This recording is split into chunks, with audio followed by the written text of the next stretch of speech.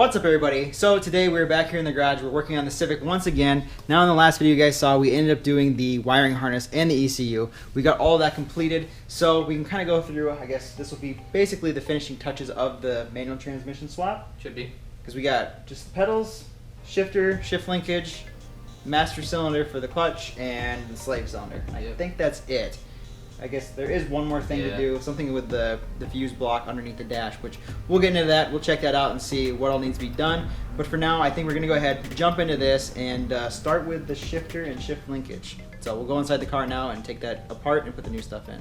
Okay, so first thing we need to do, go ahead, take out the center console here. You guys have seen me do this plenty of times, so I'm not really going to film that. I'll start filming again once we go to do the actual shifter and shift linkage. So next time you guys see this, this will be gone. So now you guys can see here, we just managed to get the whole center console out, and a quick trick for you guys, like this being automatic and not having any power or anything to it, the shifter won't move with the keys in it or anything. So you guys can see here, I've got it to move freely. All you gotta do is open up this little piece here, take a screwdriver, a flathead, and just slide it down inside here, and it pushes down a button, and then you can move the automatic shifter freely without having the keys or any kind of power to it. But now that we got that out, looks like there's just 4 bolts on each end. Disassembling the linkage here and then disconnecting this wire over here. So is there anything bolt for the linkage over here too? Just the bolt over there? Okay. Or not a bolt, but a nut, yeah. Alright, so then we can go ahead and get this out, put the manual one in, and feed our linkage through here.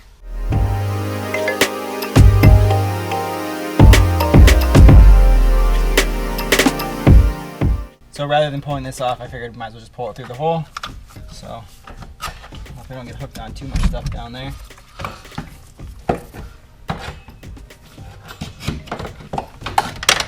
Hey, there it is. Automatic one is out now. Okay, so now that we got the automatic one out, we can go and put the manual one in. So it's got the same 4 bolts. Just go and bolt it in. And then Luke is currently underneath the car down there. I don't know if you guys can see him or not. But he's going to go ahead and feed up the shifter linkage. We had already put the shifter linkage on the transmission in the previous video where we did the valve cover. So yeah, go and send them up. Just like that. So then the grommet, that's right there. Let me grab my light so you guys can see this a little bit better. It's pretty dark.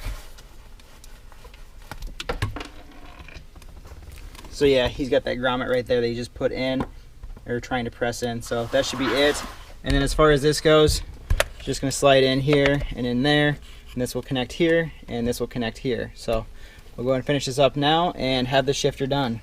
Alright, so now you guys can see here we managed to get the shifter all installed. We got our cotter pins here for these. We got our little clips here, which we did lose, but we ended up finding it, thankfully, because that would have sucked. But yeah, everything's back together now. The wiring harness is clipped over here on this bracket, and then there was a wire that ran on this side for the automatic one. I just kind of have it tucked up here for now. I'm not really sure what I'm going to do with it, try to keep it out of the way. We can go ahead, put in our shift center console back in, and then have that done. But you guys can see here, it goes through all the gears, and then there's reverse. So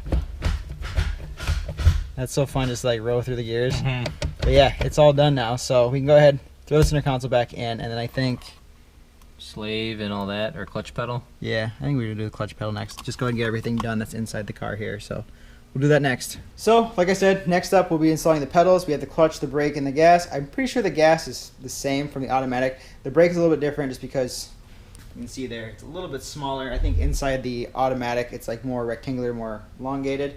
And then obviously we're going to need the clutch to install next. As far as the clutch goes, we have to drill a hole through the firewall. There should already be like a template inside there. We have to drill out. So we went to the store already, picked up one of these. It is a 1.5 inch. You guys can see there for the metal. So that'll drill through the firewall and be able to hook up our clutch pedal. And then once that's in, we can go ahead and hook up our lines and slave cylinder and master cylinder, get that all done. But first, we're gonna go ahead inside in the car, and I'll show you guys exactly what we're talking about. All right, so we're gonna come over here on the driver's side. Like I said, you can see there, the pedal is more rectangular, more long, so the brake pedal will have to be changed out. Like I said, the gas still looks the same, but in order to access everything, we're going to need to drop down this kick panel as well as this lower piece here to access everything that is up inside of there. Alright, so we went ahead, we moved our kick panel out of here, and you guys can see, I already moved this, like this little piece here. There's one here. I took it out, so you can see just exactly where we have to drill. Like I said, that's 1.5 inch. So we'll drill that out as well as these two here. And that'll go through the firewall and to make it so we can be able to hook up our clutch pedal. Same thing goes with the brake pedal here. We need to take this one out. Like I said, it's a lot longer. It's going to get in the way of the clutch. So that should just unbolt, and we could take this one out, put the other one in, and have that done. So I don't know if I'm going to be able to film it or not, because as you guys can see, it's underneath the dash. It's pretty dark. So I think we're just going to go ahead and try to do this ourselves. So just like that, we managed to get our holes all drilled. We can go ahead and put our master cylinder on the other side and put our clutch pedal and get the brake pedal swapped out.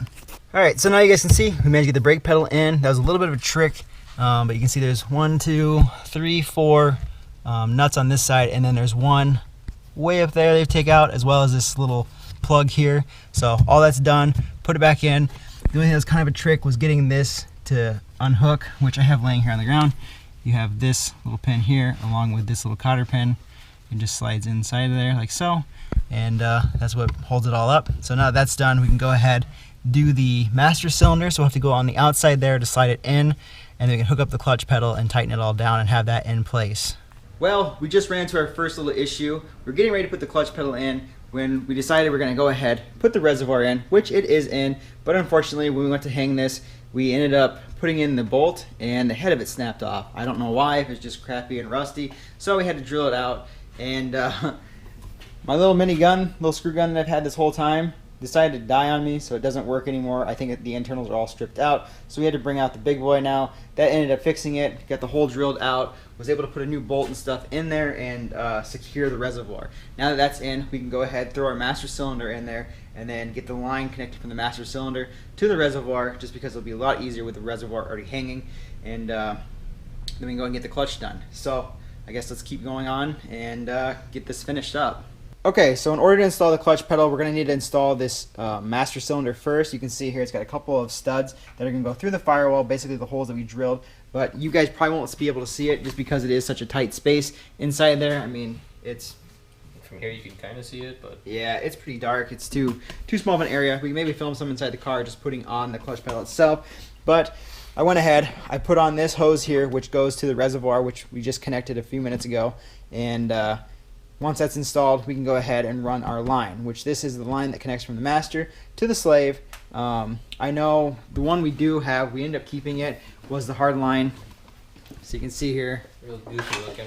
Yeah, this thing's kind of a mess to install. I don't know how good these lines are. I mean, you can see just how rusty like the fittings and stuff are. So I didn't know if this thing leaked or had any issues. Didn't want to use it, and I found this online, which is a stainless steel braided line, which, like I said, connects from the master to the slave cylinder. So we'll go ahead and connect that to. Basically, the bigger end goes here, the smaller end goes to the slave. So when we go to install this, we're going to go ahead and connect this end of the line to the master. That way the other side can just kind of set in the engine bay. So when we do install the slave cylinder, which goes down there, we can just run the line here and not have any issues. So we're going to try to attempt this. Hopefully it goes well, because the area that we're working with is pretty narrow. Okay, so we just managed to get that clutch pedal in with the master cylinder. That sucked. Easiest thing to do is pull the seat out. It took forever, didn't it? Yeah. That's the worst. Have another person with you too, by the way. Yeah, because you have to get underneath the dash here. You got a light, Luke. Yeah. So there you guys can see we have the clutch pedal in. I took out this piece here just to be able to see back there. And I don't know how well you guys can see. Here. Let's try to get a light back here for you. But you can see there's one bolt there. There's one bolt on this side. And then back behind here is similar to how the brake pedal was, which I think we have another one here. Yep. The actual extra one we had. Oops. So you guys can see, this is like the piece. It's attached to the master cylinder, and then it has this pin that slides through it. And then you have to get a cotter pin basically attached to the other side where this hole is. See right there? So now it's all in place. It works. So we can go ahead and be done with the interior, I think, for now. I'm not going to put the seat in just yet because we may have to go underneath the dash. Like I said, there's something I read online about the wiring process with the fuses or something, so we may have to get back underneath there. But for now, let's go and jump back into the engine bay. Okay, so now we got the clutch pedal all installed. We can go ahead and install our slave cylinder. Luke and I already went ahead, put this together. We got the rubber boot on, as well as this piece here, so everything is ready to go. I don't really think there's anything too special about this other than we have to have it all bled. But we went ahead and hooked up our steel braided line here for the slave cylinder. So you can see it's there. We end up going from the slave cylinder, which is in the back behind the strut tower, ran it all the way through here, and then came over here to this end, and it should fit perfectly. Hopefully it doesn't get in the way of anything. It should be fine. It's a lot shorter than what the hardline was, because the hardline would have went against like the firewall and came underneath below like the transmission, dipped, and then come over here to where the slave would be. So we'll see. I probably could have used just a little bit longer, but I think it'll be fine. So I guess let's go ahead and install this now and see how this works.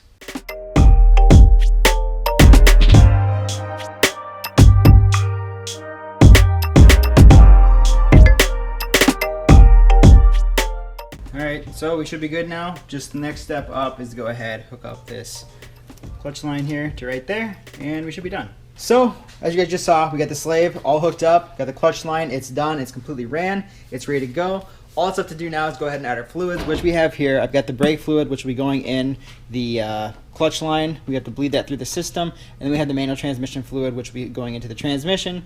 I read online, I think it takes like 1.5 quarts. I got 2, so we'll find out if that's enough. I also have this pump here to go ahead and feed it into the transmission. So we should be good from there. We're pretty much getting down to the end here. This is about it. There's really not much left to do. We still got to put the airbox in. We got to put the battery back in. We still got to put the driver's seat in too. And then, I'm not sure if there's something that we need to do with the fuses or not. I'm going to look into that a little bit more before we actually fire this thing up. But for now, let's go ahead and get the system bled and add our fluids and just keep on going. Alright, so we just went ahead, got the manual transmission fluid in the transmission now. It did take 2 quarts. Our pump kind of sucked. We had this little pump here. We ended up just shoving a bunch of RTV up inside of here because it was peeing out everywhere, but we got it filled up. We didn't lose much fluid, just like maybe like an ounce or so. Yeah. Wasn't too bad. So now that the transmission's full, that's done. Then we went ahead, we got the slave cylinder all blad. That was quite a task in itself. Yeah, I didn't think that was going to take that long. Yeah, we just had you go in the car, pump the clutch pedal like 10 to 15 times, and then you come down here, turn the little valve there to release any air and fluid out of it, and you just kept doing it over and over and over again until the pedal was fine and there was no more air in the system. So now that that is finally all done, we are to the final steps, which is airbox and battery, and put the wheels back on for sure and be done. Like I said, the wiring thing I'm not really sure about, so I think we'll look into that first. We'll look into that. I mean, we may get like some check engine lights and stuff when we go to start it up or whatever. But for now, let's go ahead, get this car done, all put back together, and let's get it finalized.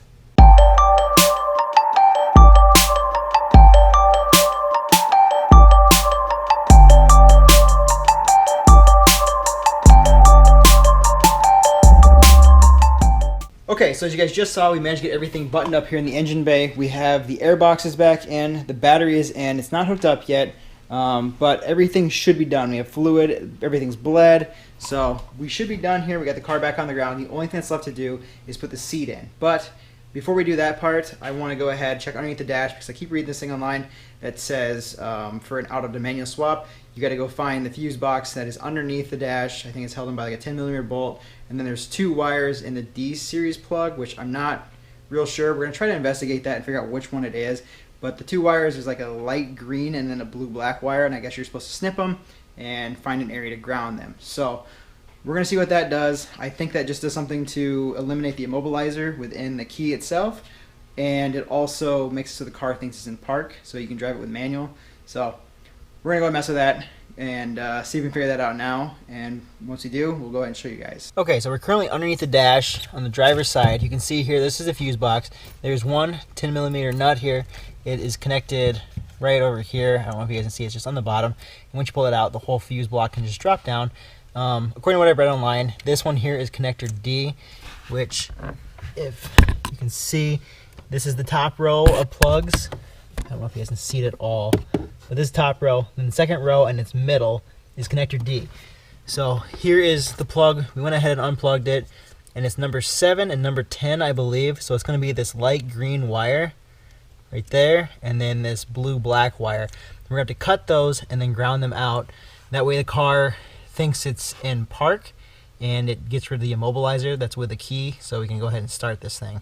Okay, so now you guys can see here, we got those 2 wires snipped right there. I went ahead, capped them off so nothing can get to them and they don't touch each other or anything. And then this is the other 2 that I put down to 1 and put a little clip on the end of it. That way we can ground it out to like this metal bracket here. Just took a little shrink wrap and then took the lighter here, heated it up, and it wrapped it around tight. So now that one is protected.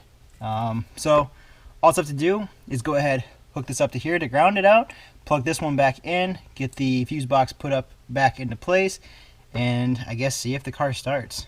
All right, so we managed to get it all tucked up. It's all back up and away now. We got the seat back in. It's just sitting here. It's just like the sensors and stuff are plugged in underneath. So I think the final thing that we have to do now, Start it. see if it starts. I'm super nervous about this. I hope it starts. We just gotta hook the battery up and then we should be good to go. So hopefully this works out and everything fires up. If not, we got a lot of diagnosing to do. Okay, so now it is time. Got the key ready to go. I guess. Let's see if it starts. Yeah, let's find out. I'm super nervous about this. Got lights.